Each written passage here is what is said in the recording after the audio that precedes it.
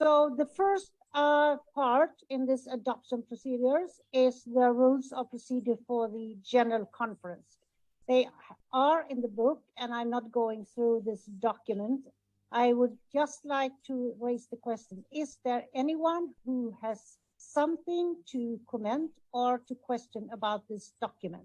I would say that this document has more or less not changed. It's very similar to what it has been and as it was when it was adopted 6 years ago and not 4 years ago.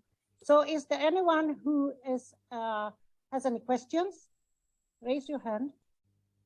If not, could you adopt this document? Are you in favor? With your hands up.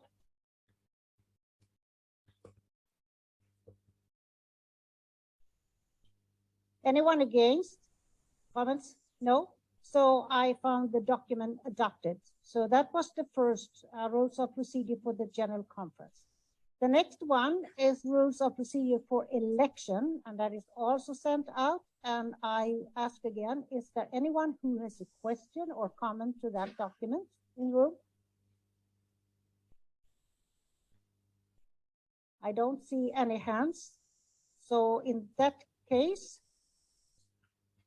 do you agree and to adopt this document? Raise your hands. Is there anyone against or abstaining for this? No. So this is also adopted then. The third item is the bylaws of the IAU, and it's the same thing again. Is there anyone in the room who has a question or comment to that document?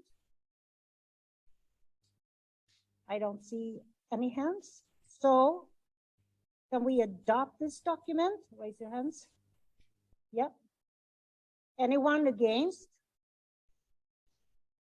No. So adopted. Then we have the IAU Constitution, and that is not to be adopted, just for the information to you about the constitutions of the IAU and how it was formed and which we work in agreement with. So these were the quick session, a part of this session. So the next one is, as was said this morning, we had a nomination also. And I would say that we start with the election committee. I hope we have the names up here. So the procedure is as that. We do have an election committee, which I chair. And this election committee will meet during the meeting and also come forward with a slate to be voted on for board members and also for the presidency. And we will also have presentations of the candidates for the presidency tomorrow. So this is for your information. And if you have any questions, you see who is sitting on the election committee. And if you have any questions during the meeting, you can come up to us. I would say that the most important thing for the election and questions, because you can nominate people during this conference until 10 o'clock tomorrow. Then we will close the nomination to the board members. And Nick Paulton is the one. Do you have a picture on him? No. Where is Nick? But try to find Nick. You will be guided by someone else at the IAU, because he knows all the procedure. And if you have any questions and how to perform to do the nomination, you could go there. I will already tell now that the election will be opened from tomorrow, and that will be completely online for everyone, for those being at site, but also for those being not being at site of this conference. So that's the way we go. And then I will leave the floor to Hillage to present the activities and the financial report. So please. Thank you very much, Pam, and thank you also for all the members. It's a bit difficult here because if I stand like this, nobody sees me. It's a bit, I would like to see you, but I cannot see you really. I'm not as tall as Mark Rogers, unfortunately, and there's no way to change that at this point in time. But I think I can see you if I stand a little bit like that. Thank you very much for having adopted these important documents, because they really are the ones that rule and regulates the general conference. So read them. Sometimes we think they're boring, but actually they're interesting because they set the scene on what makes the association, who are the members of the board, what are the roles and responsibilities of the association. So I would invite you to really read these documents with the care that it deserves, to also understand how we have evolved over time, kept some things, changed others, and always are in a transformative mode as well. What I here will do is present some of the highlights of the work of the International Association of Universities. We should have had a report over 4 years, but we have a report over 6 due to the pandemic. You've heard that already yesterday and today.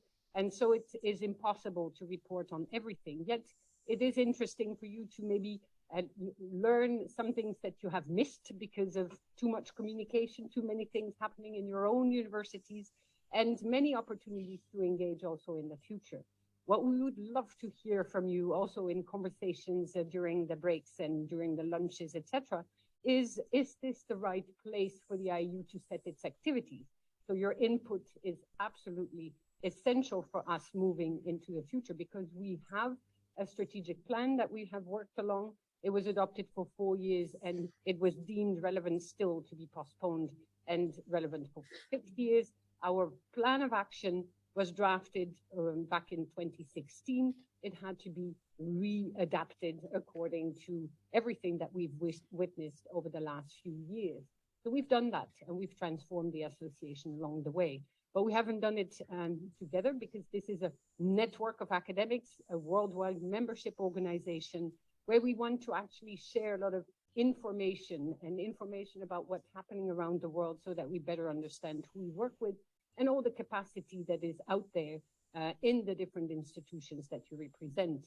So we convene, and since we were not able to convene on site, you will see we also moved our activities there online. We still provided and had the opportunity to provide even more advice on many of the transformation on higher education, with the assistance of expertise from really around the world. And many more voices were heard, and this was a unique opportunity to actually scale up our action in a different form and shape, as you must have seen in your own universities. So we advocate for what was said in the first plenary session, and also yesterday in the opening.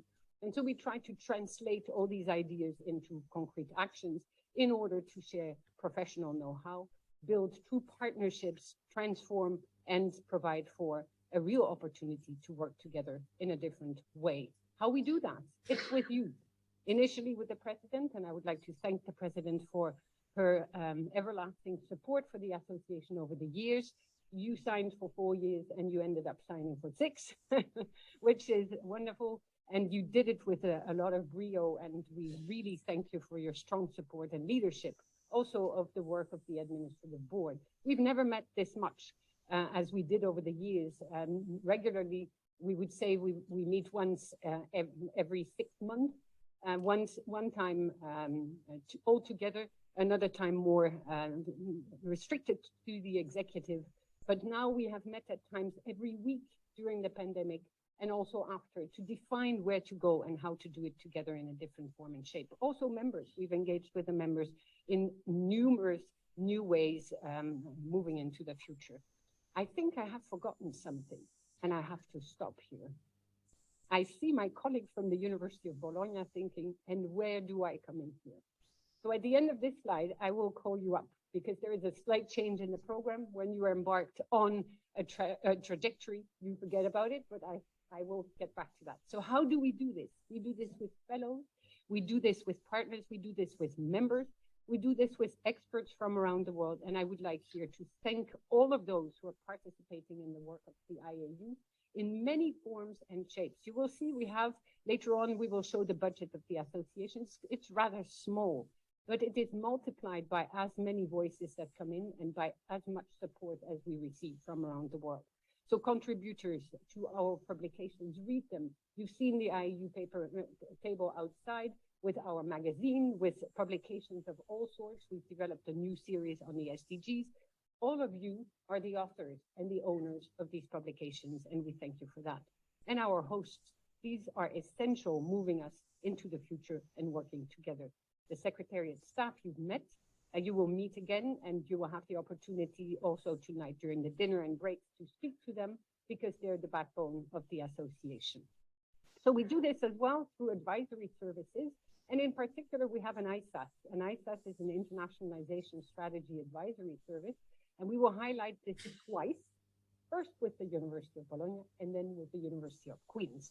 But our colleague from the University of Bologna unfortunately has other commitments that takes him away from our midst today, and we would like to bring you to the floor. And as well, I invite Giorgio Marinoni to come and to pause for a second and deliver something very important, a badge on internationalization. But Patrick, we'll come back to you later.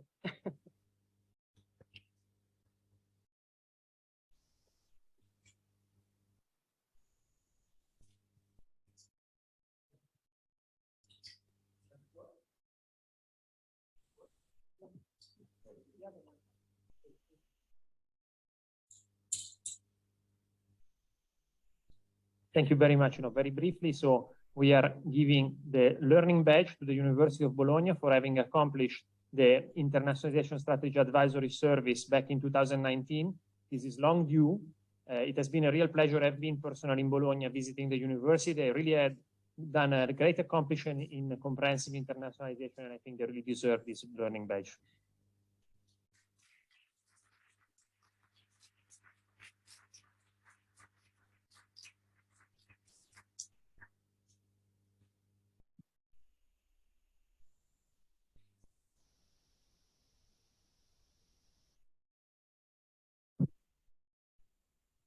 Yes.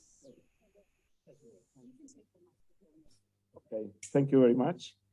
And first of all, I apologize because I had to leave in 10 minutes, 10-15 minutes, because as internationalization, I have to fly to Sarajevo because we have a master with a colleague of the University of Sarajevo on human rights and democracy. And this week is the week of the thesis defense and the ceremony. So being a co-director means also that I must be there, but I won't. But anyway, thanks a lot for this award. Thanks a lot to the colleague of the University College Dublin for this amazing organization. I want to thank IAU. It is a big emotion for me, so I wrote some line that I want to read. So first of all, on behalf of the rector of the Alma Mater Studiorum Università di Bologna, I want to thank you for this important award. Internationalization is a key pillar of our action, and it will continue to be in the next years. Going back to yesterday, we were speaking about sustainable development goals, and I would say that internationalization is a way to implement sustainable development goals. Above all, I was thinking on SDG 16, peace, justice, strong education. Peace, in difficult moments, our independence, the academic freedom, our activities, universities are a bridge between our countries and our communities. If we think about justice, we are actors to develop social justice, to develop climate justice, to help and host people that whatever is the reason, they were forced to leave their countries. And it means also that we can help students to go ahead in their aspiration. So it means that it is somehow to have really in practice that no one is left behind. And if we are speaking about strong institutions, we are an association here. This is multilateralism. And it's a demonstration that exchanging thought, exchanging idea, having in common best practices, cooperation, also knowing each other from a cultural way, is a way to, let's say, increase. It's an added value for our communities. So again, in a period where in the world, multilateralism is under attack, clearly under attack, we are showing the opposite, that multilateralism has an added value.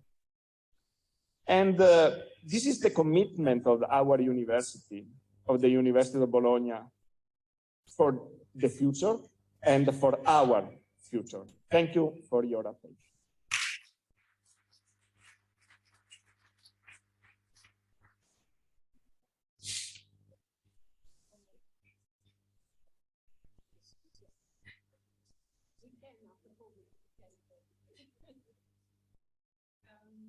Thank you very much. And so this is actually a translation directly of what you see online on the board, that we work together with the members, for the members, and together with experts. And so what an IFAC means, you can learn more from Giorgio Marinoni, and we will hear more later on, because Queen's University also undertook an ISAC, which is this Internationalization Strategic Advisory Service, which allows a university to look at what does internationalization mean, what does multilateralism mean, what does the role of higher education translate into when it comes to working together. So we have a vision for the IAU. The vision is really to have a global voice of higher education and to work together. Our mission is actually linked to the famous last word of our colleague from the University of Bologna, to build peace in the minds of people. And that's the phrase of UNESCO that we translate when it comes to higher education, to build peace in the minds of people through human development, through education. And I think Antonio Novoa did make that case. Sébastien Berger did. I think also that Professor Yamada did the same, Andrew. In this first session, that's what you said. We have to build something, the basis for something that will transform our world. And we do it on the backbone of these values that we strongly commit to. These values are actually also echoing the Magna Carta Observatory's work and the Magna Carta Observatory's text, which has worked very hard with colleagues again from around the world to put these very values at the forefront of what universities should stand for. So we have to fight against commercialization and rather look at all these different aspects that are the real spinal essence of where universities have to stand. I see my president is getting already very nervous because I'm speaking too long to the slides.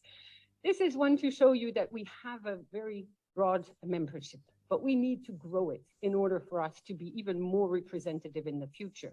We have 611 members made up of institutions, individual institutions. That's where the association started. We have brought together universities individually to work together and to respond to governments, but to respond together. I hear it in the breaks already. I see you talk to each other, understand what the different situations are in your local settings, and how we can work together differently in better appreciation of the different things that you're embarking on. Also challenging each other on where you stand, what you stand for, and that's the beauty of this conference. To top this up, we've decided a few years ago to also invite organizations on board, but it doesn't mean that universities are represented through these associations. On the contrary, we keep the individual voice of universities and we work with associations in order to understand what the associations around the world are doing. What are the challenges that they face with their membership in order for the IAU to improve, to transform, and to offer even better services moving into the future. Affiliates are all these other stakeholders. We questioned the term stakeholders earlier, but IAU is a big stakeholder in our societies. We are the most important one when it comes to really transforming profoundly also the whole education continuum. And affiliates are form part of that. So there are many. Look on our website, and all those who are not member-based, but work on higher education and transforming. Associates are these individuals who have been working with us, the experts, people who wish to be associated with the IAU, have contributed to our project. And that group can grow as well. And that's where we will see many of the outgoing boards also invited to continue to work with us as friends of the association. Our membership is global. One big lacuna is Latin America, and we've discussed it many times, and it's a pity. We have many representatives and very dear colleagues from Latin America with us. We know that language is a barrier, but that should not be the only thing that should keep people away, because we've got many staff on board who speak at least 4 or 5 languages. So that's not the issue. I think we need to find better ways to also bring in those voices into the higher education community. And we do that through all kinds of other activities, but also in the membership, in order for us to maybe be able to respond to governments in Brazil, Venezuela, and Chile, all around the continent, and make sure that together we have a voice that will make a transformation into further and more democratic futures. So we have been a global convener forever, ever since we were created in 1948, and with an adoption of the Constitution in 1950. And you see that we, after the general conference that took place in Thailand and was hosted by Siam University, Chulalongkorn, and other colleagues, we have been able to convene the global higher education community in Accra, Ghana. You have a colleague, the rector of the University of Ghana is here with us. We organized a global meeting of associations back then, an international conference in 2018 in Malaysia, in Kuala Lumpur. We organized then an international conference in Puebla in Mexico, and also a global meeting of association in partnership with UDUAL. And we were convinced then that we would meet the next year here at UCD, which was not the case, but we know that. So we do have this opportunity to meet regularly, and we believe that moving into the future, even if it's questions at time, should we still travel? Yes, we should. We see the beauty of getting together and the face-to-face opportunities. So to compensate immediately also, then we started to also look at how to get all these voices in. We partnered with the BBC, and we had a series of films that we created around the world to show how universities engage with the most important global challenges. And that series was called Aiming Higher. It was launched in Puebla. It was to have an afterlife of very big importance. And so we have 34 stories that you can still find online, where universities engaged in translating in video form also how universities are embarking on the trajectory for transformation, and also to address that question that was raised this morning. How do we communicate better to the public? How do we communicate better to the policymakers? And how do we showcase what difference the higher education community makes? COVID came by, and you all know the tragedies that orchestrated.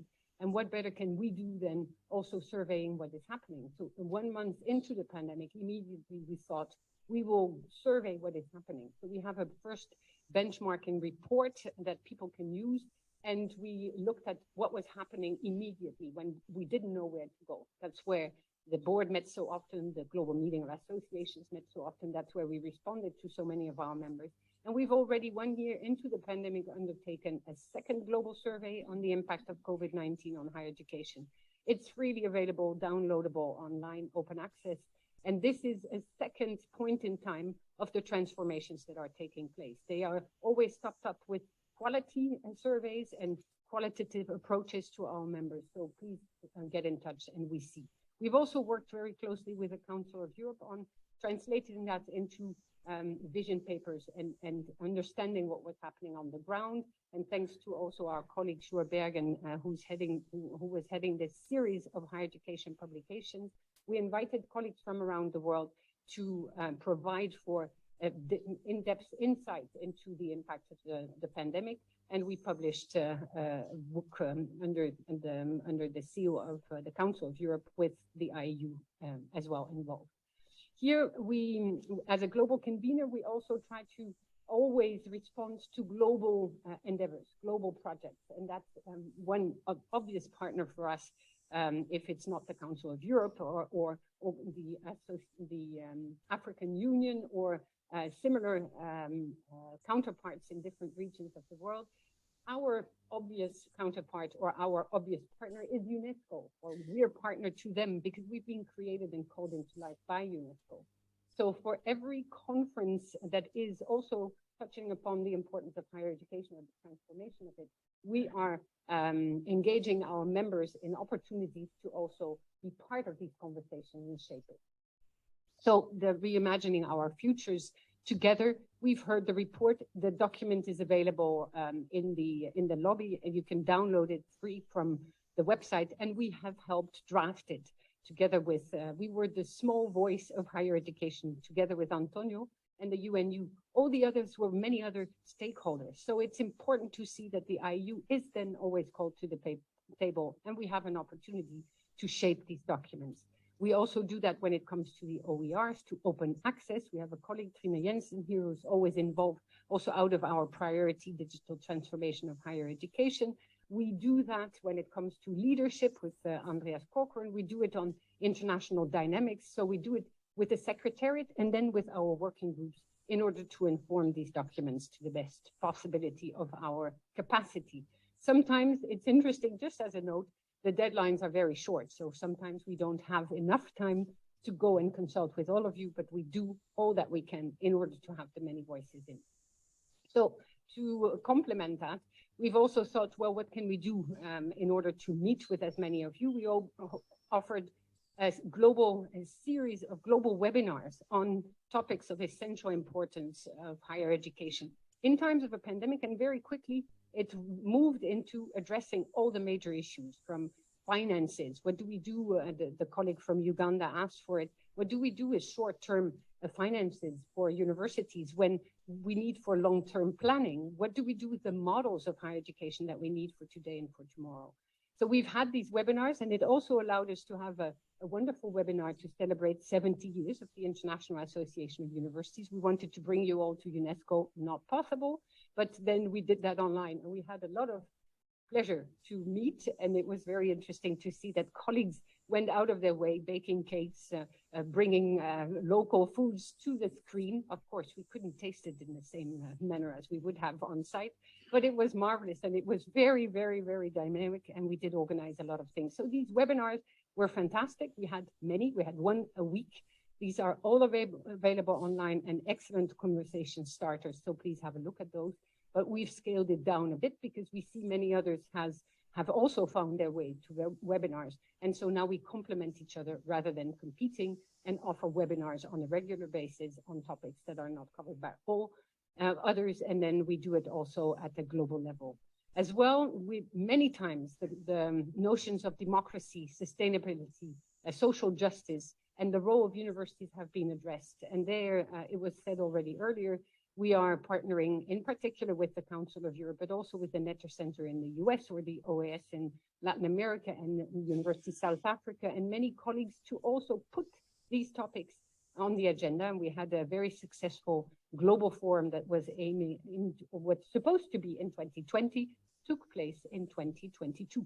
So we see also this postponement resulting in actually another innovative sequencing of events, which was good because we went from world conferences at UNESCO on ESD, on the higher education, the tests, but also we could put on the map our global forum on touching on the importance of the democratic mission, the local mission of the university. A book will come out of it. You will receive a copy either digitally or in paper. So the 70 years I talked to it, we have had many opportunities to rethink what we could do. So we have gone on the route of webinars. We have created web pages. We had never actually really showcased our history online, but now it is available, so you can find more about all the different decades that marked the development of the association. We created a special issue of IAU Horizons. It's available outside as well. And we have had all these webinars to celebrate 70 years of global higher education cooperation with all the members. So the strategic goals, you see them here, and I will go very quickly through them because I believe these days are the days where we can go back to it, and you will see it in the sessions as well. And we will have an opportunity to show what it is that we do together. So it is about value-based leadership, and that is where we work together. And this is a transversal dynamics that we have. Everything is about the kind of leadership that we need for today and for tomorrow. Sebastian Berger said it as well.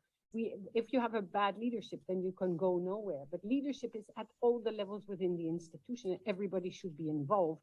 And that is how within the institution we have to give equal voice to all the different stakeholders inside in order to build a different kind of higher education. And that is what we do together. We had a program called LGEU. That one we have put on hold, but we may re-envisage a next development of that if there is a need and if the membership is interested.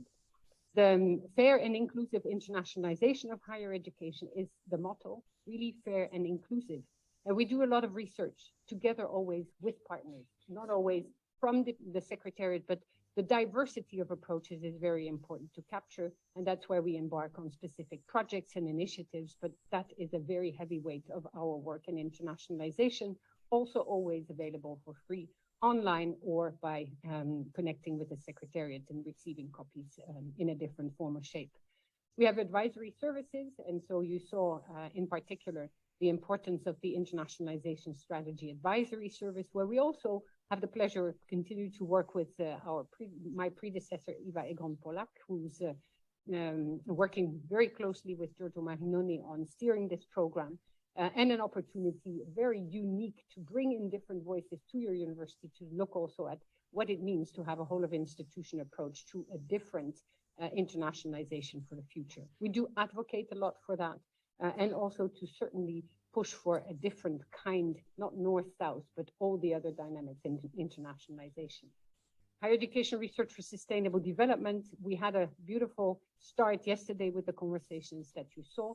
Here we have equally research that is a heavy weight of our project with global survey reports, but other initiatives as well. Advisory services where we embark even at national level in dynamics and bringing on board many universities who've never been able to work or wish to embark on SD. We have networking, cooperation, advocacy, many publications here on the SDGs, and we will unpack that moving into 2030 and have one publication at least on each of the SDGs, and those will be topped up with more also through the IAU Global Portal on HESD. In the digital transformation of higher education, we have 4 main and very important dynamics there that you will also hear more about in business session 2 when we will launch the IAU policy statement on transforming higher education in a digital world for the common global good. A very important statement that saw turbulent times itself because it started pre-pandemic, then what had to be revisited and benefited from excellent expert advice from around the world in shaping this document. And we hope that when Trine Jensen will present it tomorrow, maybe with some of those who are here who also contributed to it, you will see this is a document that we hope you will bring to life because it is touching on the many challenges and the many opportunities of what is hitting higher education today, this digital transformation.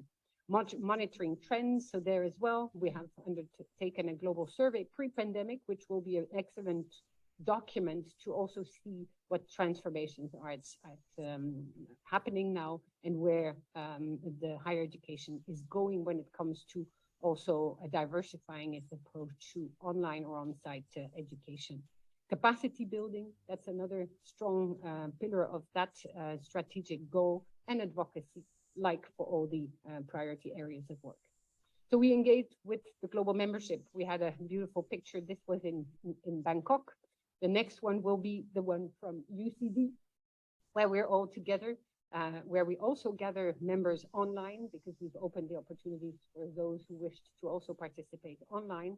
And it is really a very diverse group, and we're very pleased that we're able to connect with all of you here, but that we've been able also throughout the years to connect with many more in different forms and shapes. So either one-to-one via Zoom or Teams or name it, all these platforms that sometimes don't work, other times work. But we have been at times very surprised by all these different things, and then your camera's on and you're on mute, but we know all of that. But it has been very interesting how we have been able to connect with each other in very dynamic ways.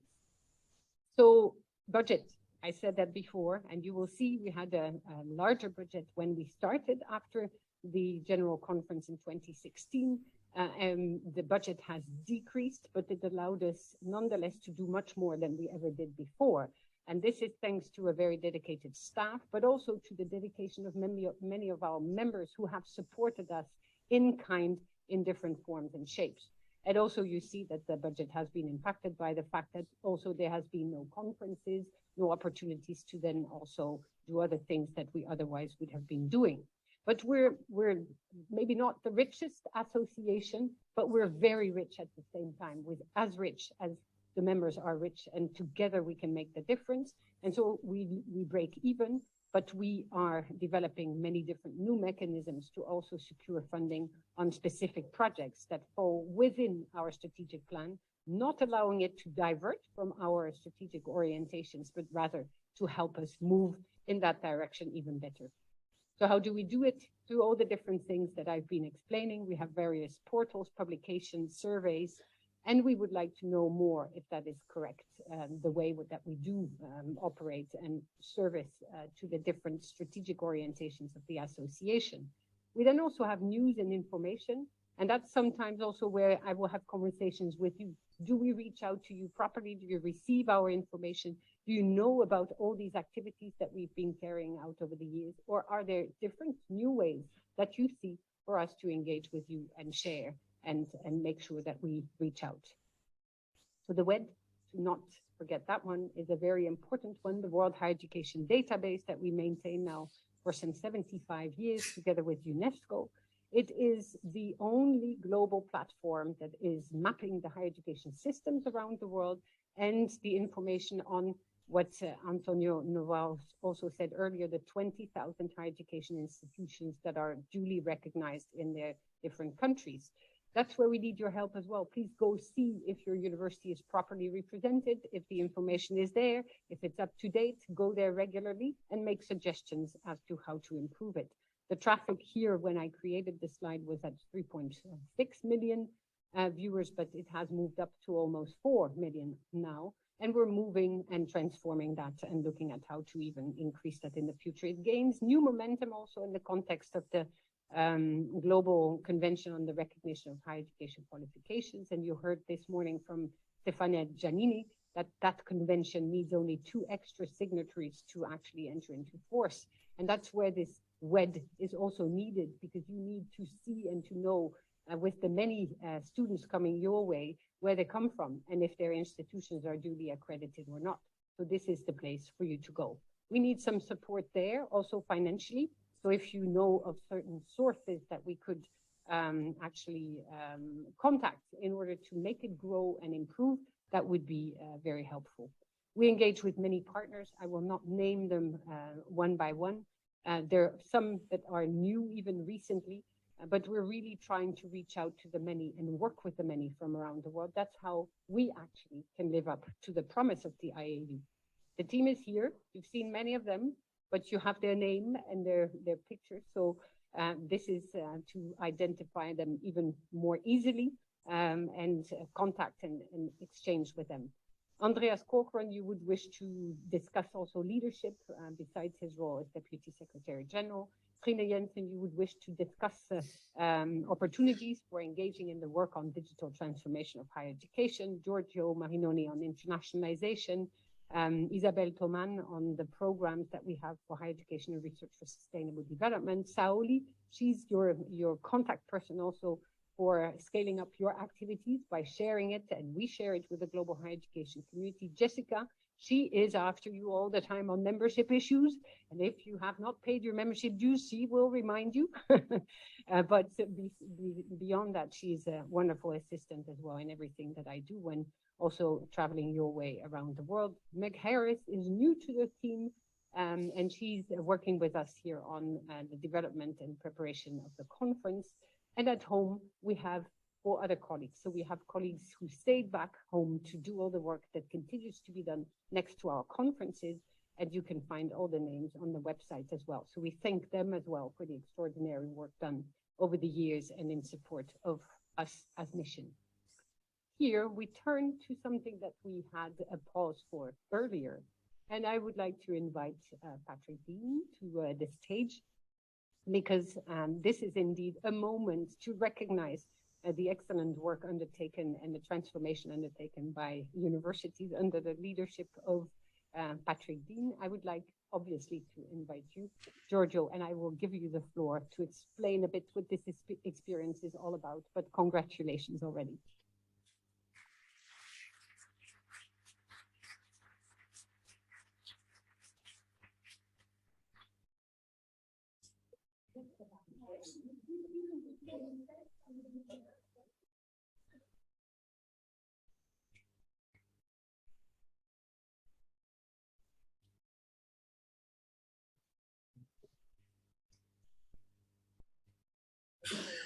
you.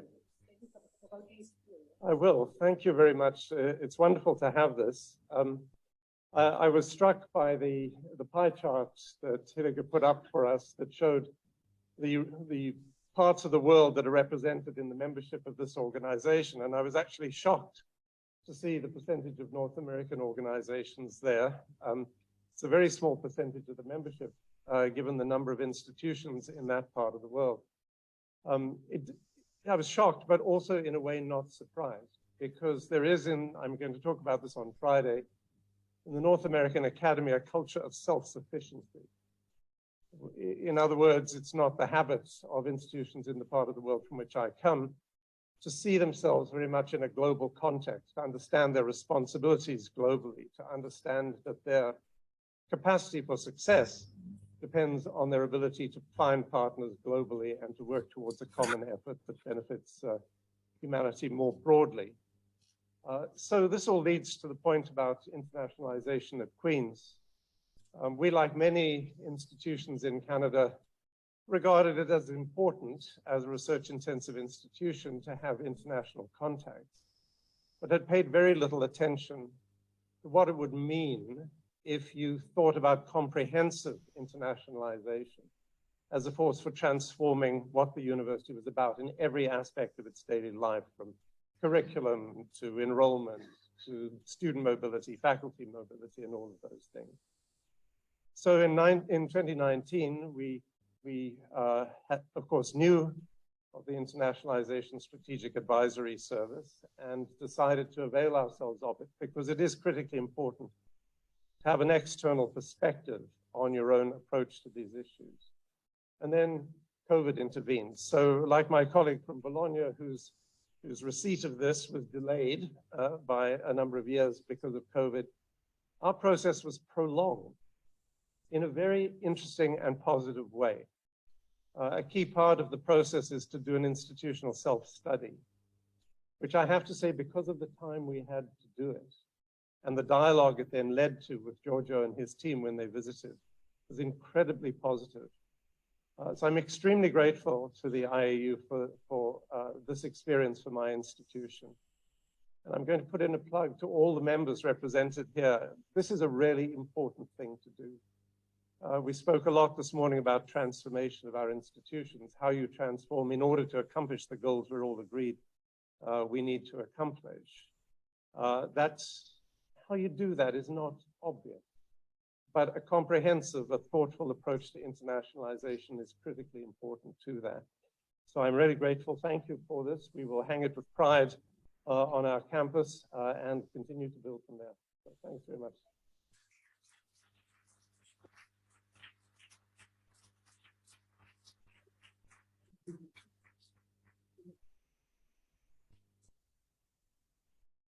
Special thanks to all the teams who have worked with IAU over the years to make this happen, because it is a lot of very high quality time to get to learn the others and discuss them and transform.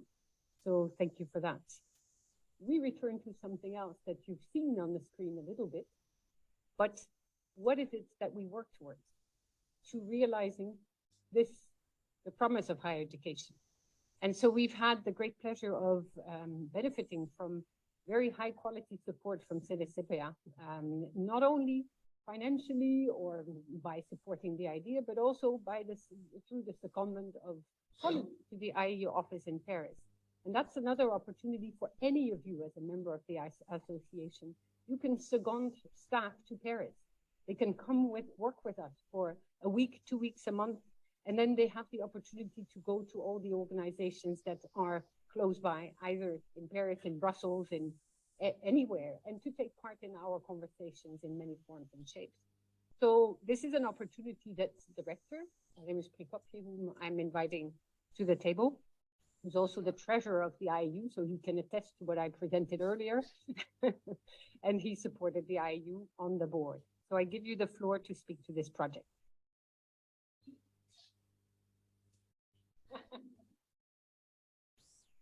I don't have the same size as a rector of this university. I have to speak here. Thank you for inviting me to say a few words about this book. In fact, this book has a long history. I'll try to make short. In Accra, we started to discuss in 2017 how we celebrate 70 years. And this board, led by Pam, started to draft different events, activities, projects. And one of these ideas was to publish a book with people who have been involved in different moments of the organization, and to write short essays.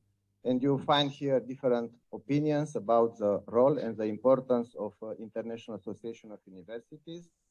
The novelty is the fact that we designed from the beginning as an open book, so you don't have to buy, even though there is a hard copy outside for all of you. CNSPA tried to manage the project from different technical aspects, but in fact the book was coordinated by Hillich and written by you, members of the association. The book, I think, has been successful because 371 downloads and already widely cited. I think it is a success. And in the end, I would like to add something which, in fact, we have discussed for many years. IAU is not an organization of 660 members.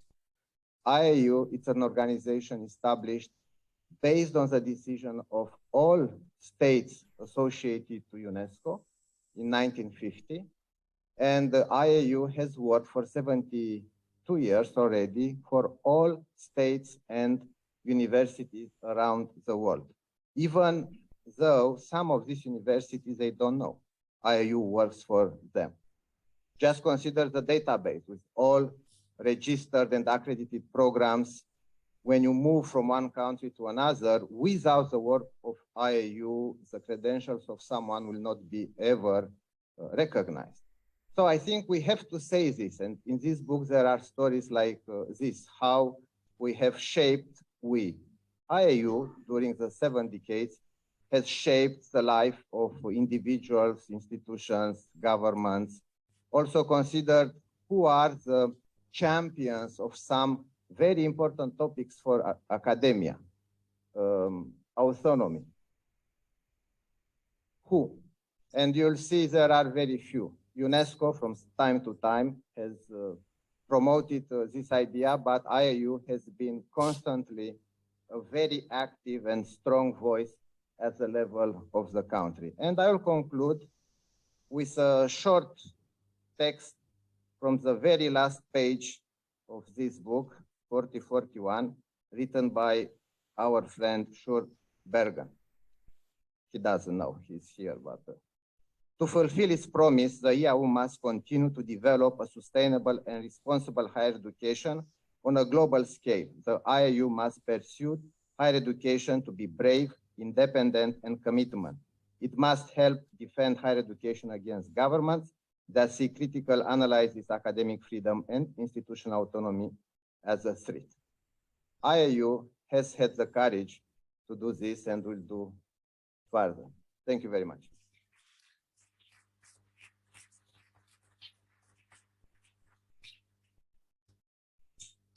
So let's live up to that promise, I would say, together. There's nothing else we can say apart from let's work on that and translate it to the best possible. These papers are also fun to read. They're short. They're really snapshots of what does it mean to be multilateral when it comes to working with universities and out of the universities for society. So take the time. I would say it's really beautiful and so many voices from so many different places. And we already have an offer to scale this up, and we probably will launch a next opportunity to look into this when we will meet in Qatar next year, where the president has suggested that different voices, again, could be invited on board of a next book that we will have to find an equally catchy title and something that will actually lead us into the next step of all this. So thank you very much.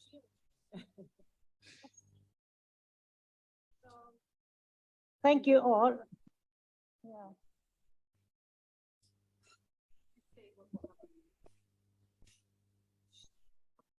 Okay, So now first, before going into business session 2, I know this is for tomorrow, but I would take the opportunity, you kept the time. So I will take the opportunity to also thanks. You saw all these activities which is being done within the IAU with its members, but of course without the people at the office, at the staff, Secretary General, and those who have been shown also on the screen. I would like to that we all make an applaud and thank them very much for what they are contributing with small efforts, but they are incredible people, very talented, and they are so engaged in higher education and to promote and advocate for what we all stand up for. So an applaud for all your work.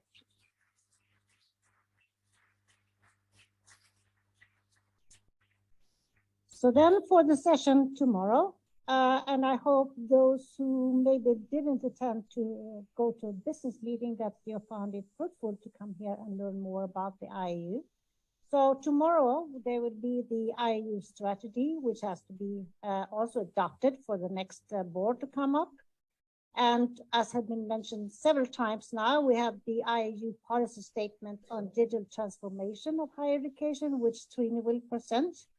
And there has been a lot of discussion around already pros and cons when it comes to the transformation, digital transformation. And I think that this document will be very important. And then, of course, we will have a report also from the election committee, which actually start to work this afternoon. And we will have a presentation of the candidates for the IAU presidency. And we all know that's Underdeep and Bonchai, who will present themselves tomorrow. And I hope you will come and listen. And then, as I said before, we will have the opening of the election after that business session, and that will be online.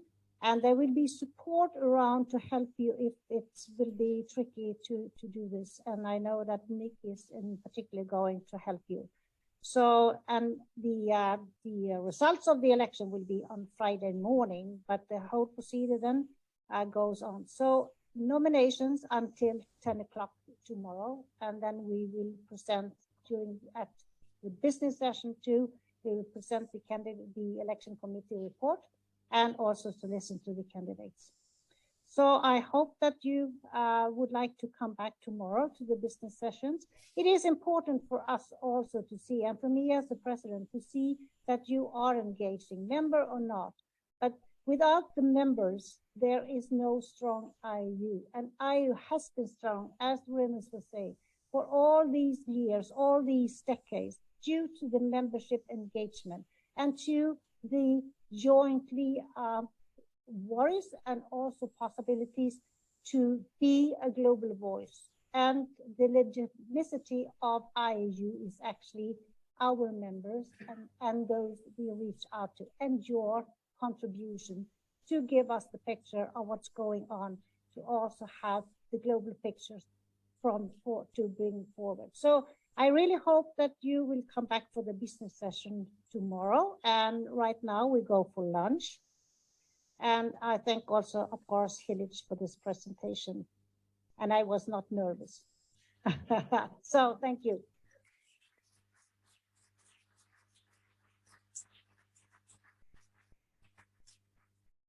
It's a great pleasure to have been able to present some of it.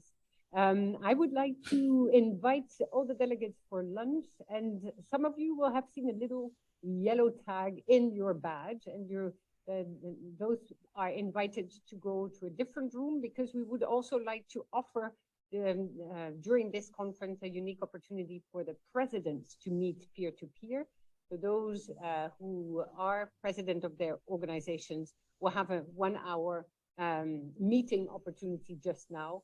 And please follow Andreas Corcoran, who can lead the way to where the lunch will take place. We have also staff at UCD that has worked on the weather.